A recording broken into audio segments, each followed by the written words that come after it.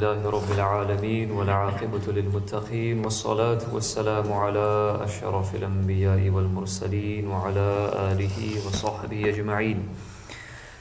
اما بعد، درود پاک کا نذرانہ پیش کیجیے. صلی اللہ علی النبی الأمی وآلہ صلی اللہ علیہ وسلم. صلاة و سلاما علیک یا سیدی یا حبیبی یا رسول اللہ صلی اللہ تعالی علیہ وسلم.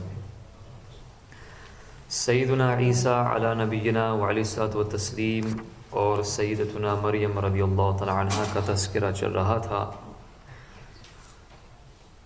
تو جب سیدنا عیسیٰ علی نبینا وعلیہ الصلاۃ والتسلیم کی ولادت طیبہ ہوئی، اس کے بعد کیا ہوا؟ تو یہاں فرمایا جا رہا ہے کہ جب حضرت مریم رضی اللہ تعالی عنہ حضرت عیسیٰ علیہ السلام کو گود میں لے کر بنی اسرائیل کی بستی میں تشریف لائیں تو قوم نے آپ پر معاذ اللہ بدکاری کی تہمت لگائی اور لوگوں نے کہنا شروع کر دیا کہ اے مریم، تم نے یہ بہت برا کام کیا، حالانکہ تمہارے والدین میں کوئی خرابی نہیں تھی اور تمہاری ماں بھی بدکار نہیں تھی. بغیر شوہر کے تمہارے لڑکا کیسے ہو گیا؟ جب قوم نے بہت زیادہ طعنہ زنی اور بدگوئی کی تو حضرت مریم رضی اللہ تعالی عنہ خود تو خاموش رہیں، مگر ارشاد کیا کہ اس بچے سے تم لوگ سب کچھ پوچھ لو. لوگوں نے کہا کہ ہم اس بچے سے کیا اور کیوں کروں، کس طرح گفتگو کریں، یہ تو ابھی بچہ ہے جو پالنے میں پڑا ہوا ہے.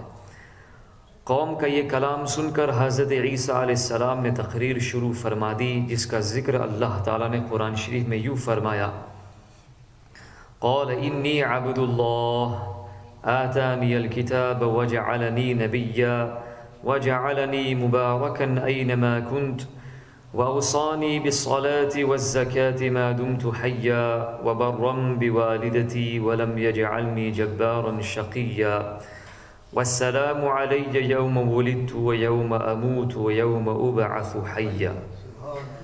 بچے نے فرمایا، یعنی حضرت عیسیٰ علیہ السلام نے فرمایا، میں ہوں اللہ کا بندہ.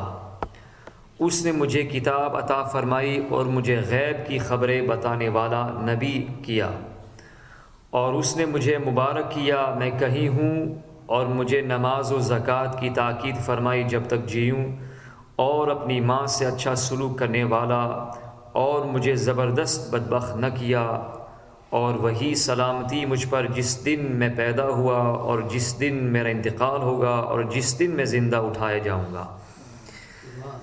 اس سے ہمیں کیا سبق ملتا ہے؟ یہ حضرت عیسیٰ علیہ السلام کا عظیم معجزہ ہے کہ پیدا ہوتے ہی فصیح و بلیغ زبان میں ایسی جامع تقریر فرمائی، اور اس تقریر میں سب سے پہلے آپ نے اپنے آپ کو خدا کا بندہ کہا، تاکہ کوئی انہیں معاذ اللہ خدا یا خدا کا بیٹا نہ کہہ سکے، کیونکہ لوگ آئندہ آپ پر تہمت لگانے والے تھے اور یہ تہمت اللہ تعالیٰ پر لگتی تھی.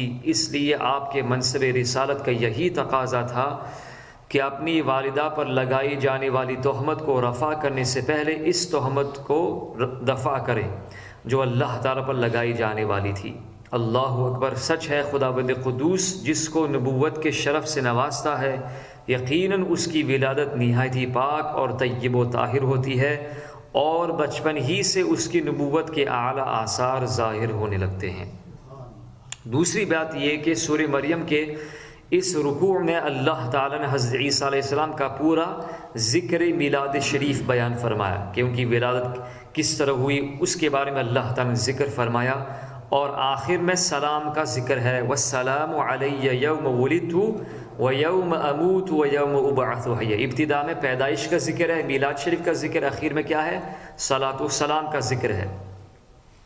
اس سے معلوم ہوا کہ رسول اللہ صلی اللہ علیہ وسلم کا میلاد پڑھ کر آخر میں صلاۃ و سلام پڑھنا یہ اللہ تعالیٰ کی مقدس سنت مبارکہ ہے، اور یہی اہل سنت و جماعت کا مبارک عمل ہے.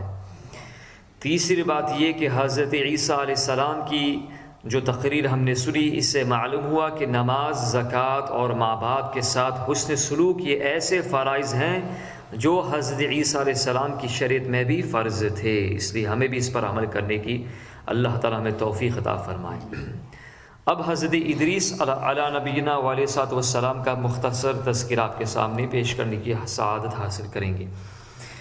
سیدنا ادریس علیہ السلام، آپ کا نام اخنوخ تھا.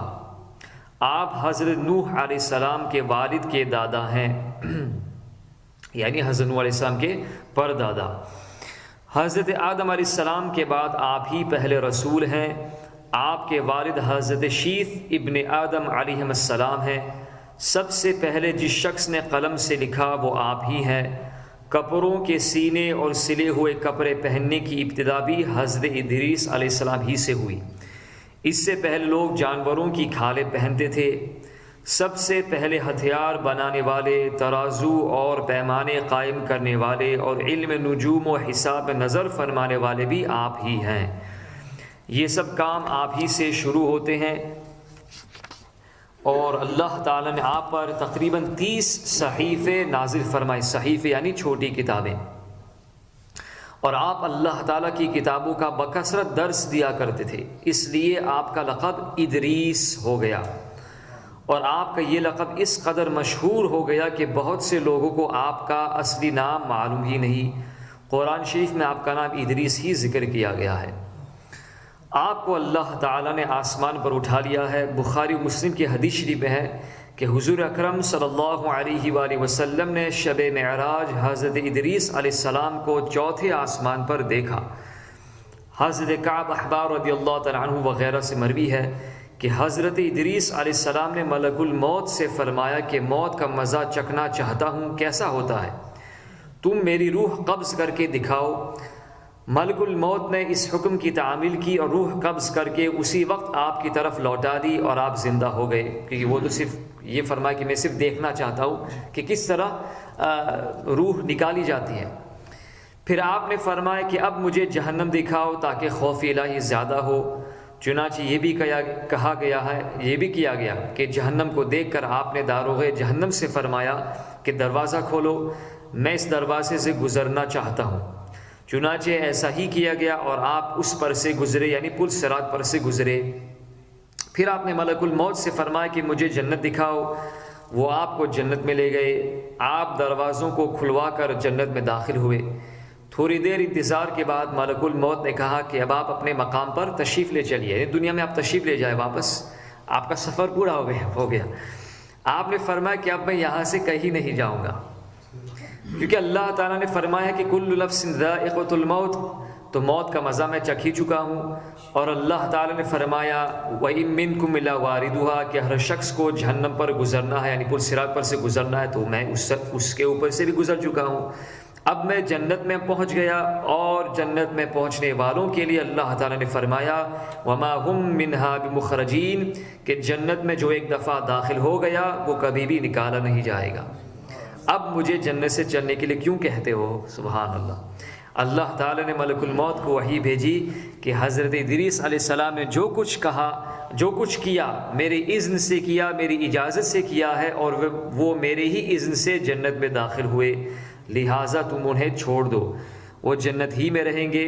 چنانچہ حضرت ادریس علیہ السلام آسمانوں کے اوپر جنت میں ہیں اور زندہ ہیں.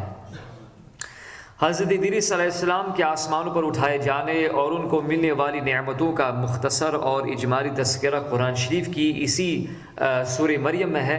وَاذْكُرْ فِي الْكِتَابِ إِدْرِيسَ إِنَّهُ كَانَ صِدِّيقًا نَبِيًّا وَرَفَعْنَاهُ مَكَانًا عَلِيًّا أُولَئِكَ الَّذِينَ أَنْعَمَ اللَّهُ عَلَيْهِمْ مِنَ النَّبِيِّينَ مِنْ ذُرِّيَّةِ آدَمَ.